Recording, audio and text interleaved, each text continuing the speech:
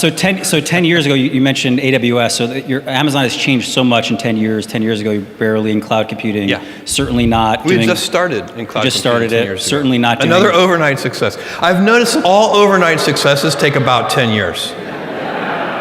That's the right amount of time, probably. So we're 5 years away as a... Yeah, you start something and just start the clock. Any year now. So Amazon's changed so much over that period of time. Can you preview or predict maybe what Amazon's going to look like 10 years from now?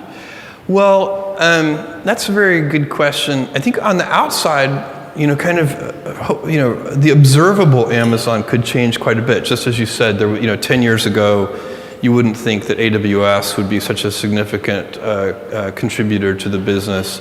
And there could be more things like that in a kind of 10-year time frame that we don't know about. The one thing I hope will not change, of course, is that approach that I outlined at the beginning.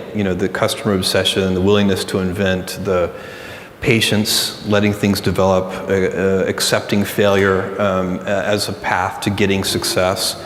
By the way, one thing I should point out about failure, and this is a fine point, internally we take it, we know it, and we don't need to talk about it much, but there's a different kind of failure which is not what you want. That's where you have operating history, and you do know what you're doing, and you just screw it up.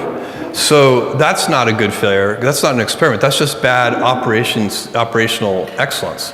And so like if we've opened 130 fulfillment centers, we're on generation 8 of our fulfillment center technology. If we open a new fulfillment center and just woof it, we have to do some internal examination. That's not an experiment. That's just bad execution. So there's different kinds of failure, and you need to make sure you're making the right kind of failure. The right kind of failure should be an invention.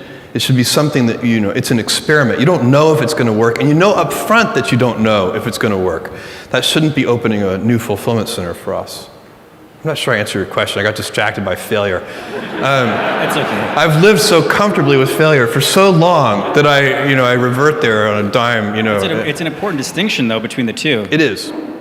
Yeah. So, but the things that will stay the same over 10 years, hopefully the approach will stay the same. And then the other thing I would advise any entrepreneur or large business or large organization, like a government organization, is you need to identify your big ideas. And there should only be 2 or 3 of them. And then if a senior leader, the main job of a senior leader is to identify 2 or 3 important ideas and then to enforce great execution against those big ideas. And the good news is that the big ideas are usually incredibly easy to identify. You shouldn't need to think about them very much. You already know what they are. Let me give you an example. For Amazon, the consumer business, the 3 big ideas are low prices, fast delivery, and vast selection. You don't need, it's not the kind, and the way you know that they're the big ideas is because they're so obvious. The big ideas should be obvious. And by the way, it's very hard to maintain a firm grasp of the obvious at all times. So little things can distract you from the obvious. But you have to back up and say, these are the 3 big ideas.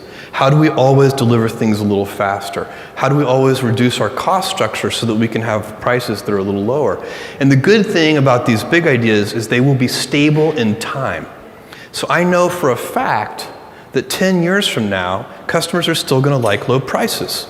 No matter what happens with technology and everything else, no matter what happens, people are going to like faster delivery. It is impossible for me to imagine a scenario where 10 years from now, a customer comes to me and says, Jeff, I love Amazon. I just wish you delivered a little more slowly. This is so inconceivable that you can have great conviction as a leader to continue to put energy into driving speed of delivery. And whatever you're, in AWS, I know that customers, they like low prices, they like availability, they don't want the services to be down, they like data security. It's not very hard to figure out what the big ideas are, and then you can keep putting energy into those things, and you spin up those flywheels, and they'll still be paying you dividends 10 years from now.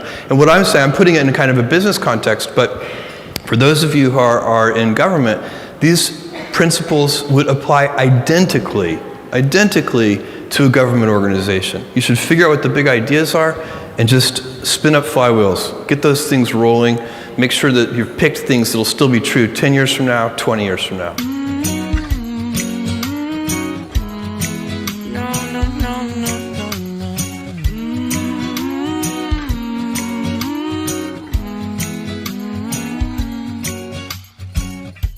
It's been a few years now, and this cold town is not quite the same.